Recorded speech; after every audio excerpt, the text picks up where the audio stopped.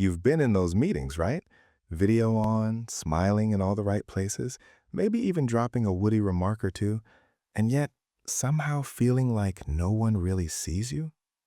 Like you're there, but you're not really there. Not really registered anyway.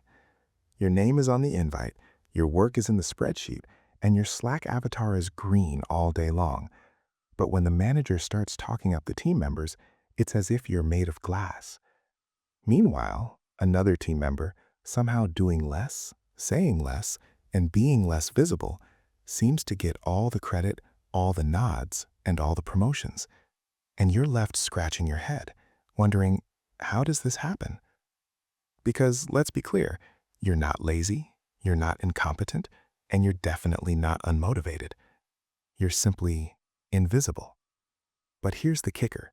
Being invisible in the office has little to do with how hard you work and everything to do with how the human brain works when it comes to social status, memory, and attention in a social hierarchy.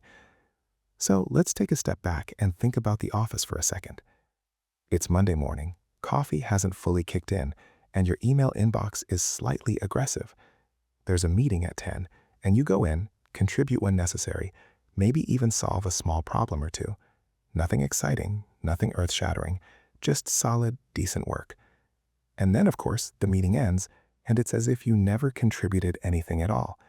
It's as if dropping a pebble into a lake, watching the surface reflect the sky almost instantly.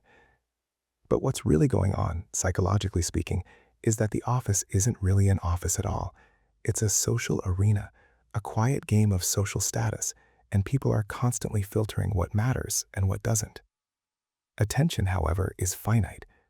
Your manager's brain is like a web browser with 27 tabs open, deadlines to meet, budgets to balance, pressures from the top to deal with, and pressures of their own career success to navigate. And you're just one of the tabs. So the question becomes, how does the brain determine who rises to the top? Not by how much you put into the task, not by the hours you put into the task, by salience. Salience is just a fancy word for what grabs attention. Being good at what you do, with no problems to speak of, makes you less salient. It makes you less noisy. In other words, you become the background music of the office. You're always there, but you're never quite seen.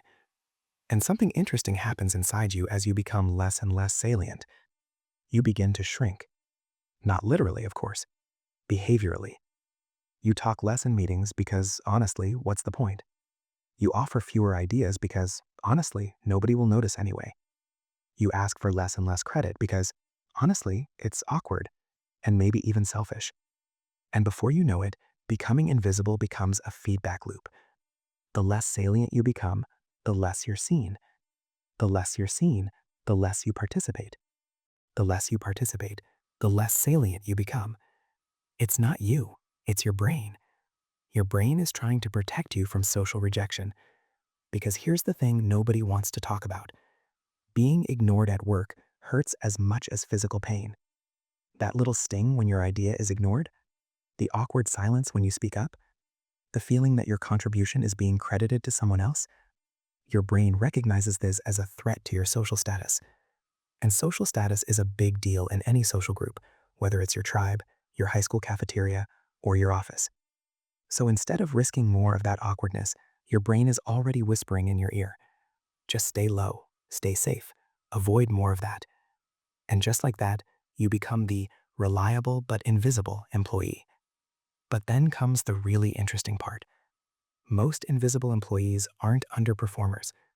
Most invisible employees are actually the complete opposite. Most invisible employees are the ones fixing little problems before they become big problems, the ones who get all the details just right, the ones who don't need supervision. Most invisible employees are low maintenance. But being low maintenance can actually make you less valuable, because humans are hardwired to focus on problems more than on stability. If everything is running smoothly around you, then your contribution is basically just part of the system. It's like having great Wi-Fi. No one ever says, man, your Wi-Fi is great. But when it's not working, then suddenly it's a problem. So if you're doing your job too well, then suddenly you're just invisible infrastructure. And then someone else comes in, makes a loud noise, solves a visible problem, and suddenly they're indispensable. no matter that you've been behind the scenes holding everything together all this time. Frustrating, right? But this is when your perspective starts to change, because being invisible isn't just something that's being done to you.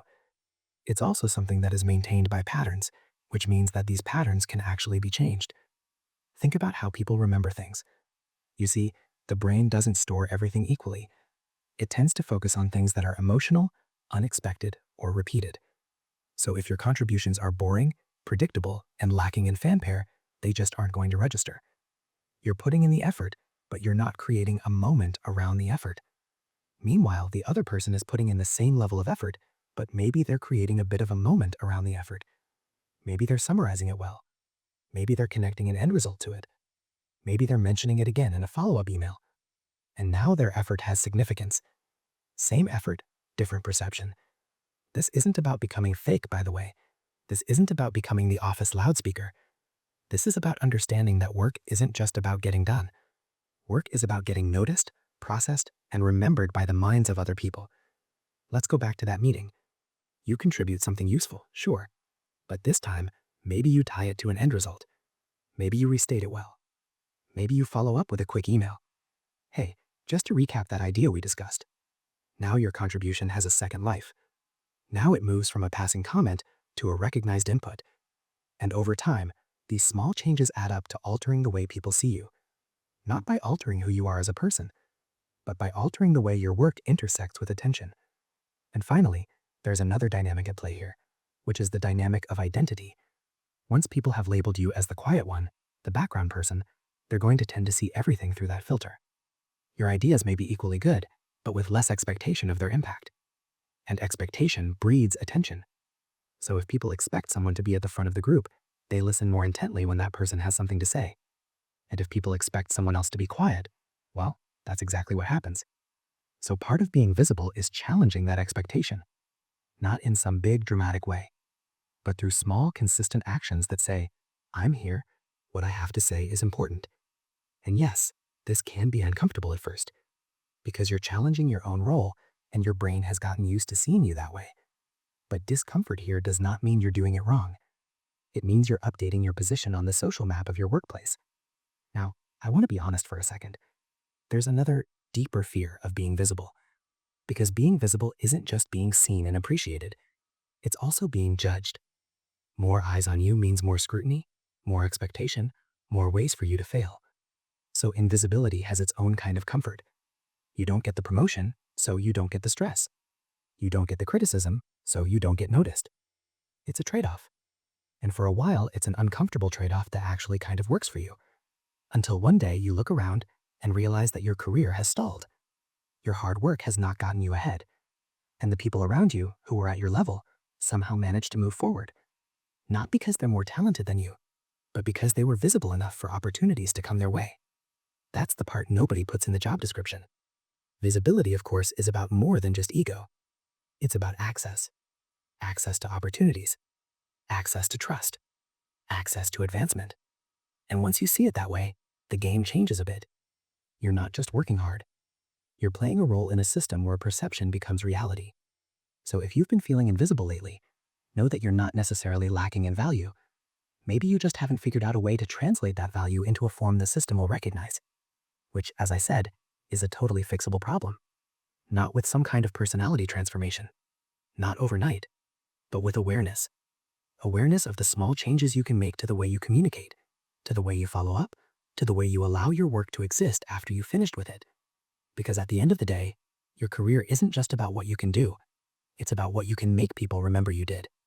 So maybe tomorrow, when you're sitting at your desk, laptop open, and the floodgates of email open up before you once again, maybe instead of thinking, how am I ever going to get through all of these today? You think to yourself, how am I making sure all of this leaves a mark? Not in some kind of exhausting over-the-top way, but in a smart way. Because you were never actually invisible. You were just unrecognized. And let me tell you, there's a world of difference between the two. If this hit a little too close to home, you're definitely not the only one. I'd actually be curious. Have you ever felt invisible at work? Like you were doing everything right, but somehow still managed to fly under the radar?